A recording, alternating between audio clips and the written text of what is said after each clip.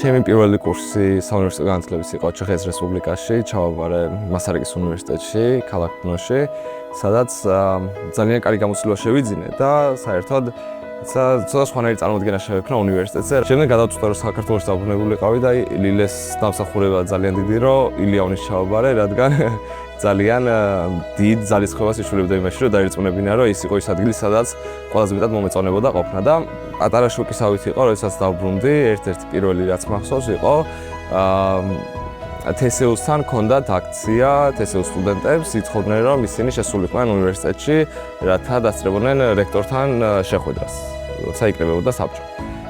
და იქ დაცვა იყო და საკუთარ უნივერსიტეტში არ უშვებდნენ სტუდენტებს. პანთეონი არის წმინდა არის უნივერსიტეტი. ეს ჩემთვის ძალიან გამოკურებელი იყო, რადგან ჩეხეთში იმ უნივერსიტეტში, მასარიკის უნივერსიტეტში საერთოდ დაცვა არ მინახავს თვალით, საერთოდ არ ვიცოდი როგორ გამოიყურებოდა, არ დაგვჭირვებია რაიმე, გარდა იმისა, რომ რაღაცა მანქანა შემოეშვას პარკინგზე თუ არა, ამის გარდა დაცვას ფუნქცია არ ჰქონდა. და ახლა უნივერსიტეტში არ უშვებდნენ საკუთარ სტუდენტებს, არ უშვებდნენ სტუდენტებს იმისთვის, რომ რადგან ისინი ზრუნავდნენ თავიანთ მომავალზე და ეს იყო ძალიან დიდი განსხვავება ამ რაღაცას შორის. სტუდენტებს ჰქონდათ ცდომა ყველაფერზე, რაზეც შეიძლებოდა რომ ქონოდათ. ანუ ეს შეიძლება ყოფილიყო ციფრული, შეიძლება ყოფილიყო ფიზიკური, შეიძლება ყოფილიყო სხვა ადამიანების კონტაქტები, რასაც სტუდენტი იტყოდა, რომ მიმჭირდება განათლების მისაღებად, მას ჰქონდა ამის საშუალება. რადგანაც დავითი იყო უცხოეთ ჩეხეთში და ხედავდი იქ რა სიტუაცია იყო, ძალიან მოწონდა, თუმცა აქ რომ ამდენი რაღაც ხდებოდა ქვეყანაში, იყო სრულიად სულ დაძაბული. და როგორ მახსოვს, რომ აქციების პერიოდში დღე და ღამე ეღვიძა, რეკავდა, გვამოწმებდა. და მე რომ ის ადგილზე თავი წარმოვიდგინე და რომ ხედავდი როგორ უჭირდა, რომ აქ ესეთი მნიშვნელოვანი რაღაცები ხდებოდა და თვითონ შორს იყო. ერთ-ერთი მიზეზი დაბრუნებისაც სწორედ ეგ იყო. მივხვდი, რომ ამ ეტაპზე ვერ შევძლებდი, რომ ტავსულიყავი, სანამ ხედავდი, რომ ამ მომენტში აქ უნდა ყოფილიყავი. თუმცა დროის გასვლასთან ერთად რაღაცნაირად ეს პერსპექტივა შემეცვალა კიდეც, იმიტომ რომ ჩემი თავი დავინახე უფრო ადამიანად, რომელიც შეძლებს, რომ განათლების სფეროში თუნდაც აქაურობა განავითაროს. და ამისთვის აუცილებელი არის, რომ ჯერ პირადად განვითარდე მე. და ამ პირად განვითარებას მომცემს სწორედ ევროპა.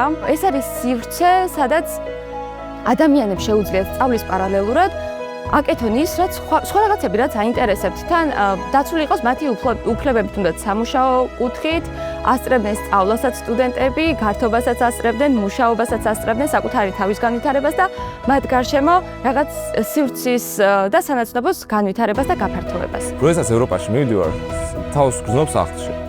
ანუ გრძნობ, რომ ჩემნაირ ადამიანებთან ვარ, ჩემ კულტურასთან ვარ, ჩემ ოჯახთან ერთად ვარ, ხო? აზიაში არ ყოფილვარ, მაგრამ დარწმუნებული ვარ, ვინც ყოფილა, თავს ვერ იგრძნობს სახლში. შეიძლება იგრძნოს თავი კარგ ქვეყანაში, იგრძნოს თავი სადღაც საინტერესოა მოგზაურობა. მაგრამ ევროპაში რო ვარ, ვიცი რომ ამ ხალხის მესმის. არც ფიქრობ ზედმეტ იმ ხალხზე ვიცი ხარ, იმიტომ რომ ვიცი რომ ჩემნაირია. იტალიაში სწავლობ, სოფელში სწავლობ, ვიცი რომ მაინც გვინოს სწავლობ, ხო? დღის ბოლოს. ვიცი რომ რაღაცა ან ხაჭაპურ შევჭამ, ან პისა შევჭამ. შეგვიძლია მართლა ვიყოთ არაუბრალოდ წევრები, შეგვიძლია ვიყოთ ხალხი, რომელიც ინიციატივას აიღებს რაღაცებს და რაღაც უფრო განავითარებს, რაც ისტორიულად ეგრე იყო. რავი, წეგან კინოზე ვსაუბრობდით და კინო ძალიან მალე შემოვიდა საფრანგეთიდან, საქართველოში ძალიან მალე ჩამოვიდა. ერთ-ერთი პირველი დოკუმენტური, თუ პირველი არა საერთოდ, საქართველოში არის გადაღებული დოკუმენტური ფილმი. ესეთი რაღაცები ინიციატივის აღება, ქალთა უფლებები გინდათ, სხვა 1000 რამე, ყველაფერში ვიყავით ინიციატორები. და არათუ წევრობაზე უნდა გქონდეს ჩემი აზრით რაღაცა სურვილი და წარმოდგენა, არამედ ინიციატივების აღება უნდა შეუძლოს. ერთ-ერთი პირველები უნდა ვიყოთ და ამას ვკარგავთ ახლა. მესამე-მეოთხე კურსზე უკვე მივხვდი, რომ სოციოლოგია და სოციალური ანთროპოლოგია იყო ის, რაც მაინტერესებდა. ვენაში გავიცანი ისეთი ადამიანები, ისეთი ავტორები და ისეთი მკვლევარები, რომელთა ნაშრომებსაც ვეცნობოდი ხოლმე აქ საქართველოში, როდესაც ბაკალავრზე ვსწავლობდი. როდესაც მე იქაურ თეორიებს და პერსპექტივებს ვეცნობი ესე სიღრმისეულად და სწორედ იმ წიაღიდან, რაშიც ეს თეორიები გაჩნდა, შემდეგ უკვე ძალიან დიდ ცოდნას მაძლევს, რომ ეს გამოცდილება გავუზიარო სტუდენტებსაც. თუმცა ასევე რაც ამ პროცესში ძალიან ღირებული აღმოჩნდა ჩემთვის, არის ამ დიალოგის, ამ საერთაშორისო დიალოგის მეორე მხარე. ანუ ის, რომ ქართული პერსპექტივა გაუზიაროთ უცხო აუდიტორიას, აი მაგალითად სოციალურ და პოლიტიკურ მეცნიერებებში თეორიების და პერსპექტივების ძალიან დიდი ნაწილი მოდის ევროპული სკოლიდან, ევროპულ გამოცდილებებზე დაყრდნობით. როდესაც საქართველოსდან ჩადიხარ და აქაურ ცოდნას აცნობ, ეს გაძლევს საშუალებას, რომ აქაური აკადემიური დასკვნებიც გაიტანო უცხოურ ბაზარზე, მაგრამ ასევე რაღაცნაირად აქაური მკვლევარების და ავტორების პოპულარიზებაც მოახდინო. მე როგორც ერთი ქართველი სტუდენტი, რომელიც ჩავედი ევროპაში განათლების მისაღებად, ჩემთვის ძალიან მნიშვნელოვანი იყო გავცნობოდი იმ აკადემიურ თავისუფლებას და საერთაშორისო სტანდარტს, რომელიც იმ უნივერსიტეტებში მიეცემათ სტუდენტებს. უნივერსიტეტები იქ არიან ავტონომიური დაწესებულებები. დაცული არის სიტყვის თავისუფლება, აკადემიური თავისუფლება არის ძალიან მაღალ დონეზე. პროფესორსა და სტუდენტებს შორის ურთიერთობა არის ძალიან უშუალო, ღია, არავის არ ეშინია აზრის გამოხატვის. ეს ასევე რაღაცნაირად მოტივაციას გიჩენს სტუდენტური ცხოვრება, რომ მიიღოს სხვადასხვა სამოქალაქო ინიციატივებში მონაწილეობა. სწორედ ევროპაში და დასავლეთში ხდება იმ ცოდნის წარმოება, რომელიც ვფიქრობ ძალიან ღირებულია ნებისმიერი ქართველი სტუდენტისთვის, თუნდაც მოქალაქისთვის, როგორც უბრალოდ საყოფაცხოვრებო დონეზე, ის მეცნიერულ დონეზე. ჩემთვის ყველაზე მნიშვნელოვანი არის თავისუფლება, დამოუკიდებლობა და სიტყვის და გამოხატვის თავისუფლება. მთელი ჩემი საგანმანათლებლო და პროფესიული გზა არის დაკავშირებული ევროკავშირთან და იმ შესაძლებლობებთან, რაც ევროკავშირმა მომცა. ეს შემციყო მართლა განსაკუთრებული გამოცდილება, არა მხოლოდ საგანმანათლებლო მიმართულებით, არამედ პერსონალურადაც ის უნარები, რაც მე იქ შევიძინე, ალბათ მთელი ცხოვრების განმავლობაში გამყვება. ამჟამად კვლევების მიმართულებით მუშაობ და ვიკვლევ ჰიბრიდულ საფრთხეებს, კონკრეტულად ევროკავშირში და მის სამეზობლო ქვეყნებში. მე ვარ ახალგაზრდა, რომელიც მოდიოდა რეგიონიდან, ჭიათურაში დავიბადე და გავიზარდე, იქ დაამთავრე სკოლა.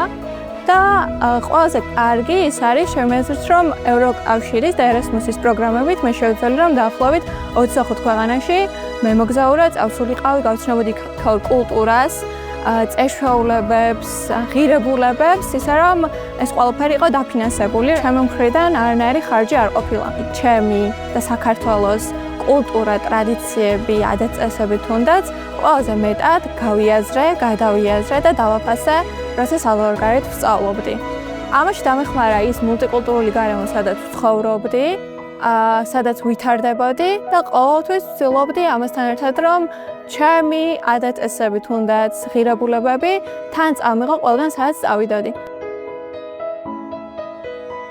განვიხილავდი ევროპულ უნივერსიტეტებსაც და ამერიკულ უნივერსიტეტებსაც, თუმცა საბოლოოდ მაინც ევროპაზე შევჩერდი, რადგან მოგზაურობის და იქაური ცხოვრების სტილის ნახვის და გაცნობის შემდეგ მივხვდი, რომ ეს იყო რაღაც, რაც მეც ძალიან კარგად მეერგებოდა, თან მე რაც მაინტერესებდა, აი კლასიკური ფილოლოგიის განხრითაც, მაგასაც კარგად შეესაბამებოდა. ყოველთვის, როდესაც ვეუბნებოდი ხალხს, რომ აი იტალიაში ვარ ან ევროპაში ვსწავლობ რაღაცა, სულ არის ეკითხვა, რომ ჩამოხვალ თუ არ ჩამოხვალ და მახსოვს აი სკოლაშიც რომ განვიხილავდით ამას, სულ გაყოფილიყო ამაზე აზრები, რომ უნდა ჩამოვიდეთ თუ არ უნდა ჩამოვიდეთ. მე მგონია, რომ აუცილებლად უნდა ჩამოვიდეთ. ჩვენ რომელსაც ევროპული სტანდარტი და ევროპული ცხოვრების სტილი, ევროპული თავისუფლება, ევროპული სიმშვიდე, ეს ყველაფერი ჩვენ თავზე გვაქვს გამოცდილი, რა თქმა უნდა ჩამოვიდეთ და ვიზრუნოთ ბოლომდე იმისთვის, რომ საქართველოს გახდეს ის ევროპული ქვეყანა, რომელიც მე ვიცი რომ ვართ, მე ვიცი რომ გვინდა ჩვენ, თუნდაც იყოს ეს გამოხატვის, თუნდაც იყოს ეს სიტყვის ნებისმიერი რაღაცის თავისუფლება არის ის, რისთვისაც ევროპული ქვეყნები და ევროკავშირის ქვეყნები იბრძვიან.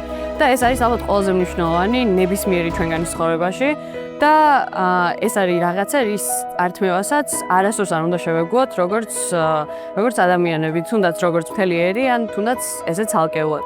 რაც უნდა ახლა რომ ქართულ ოცნებას და რუსეთს ჩვენ გაგვიკეთონ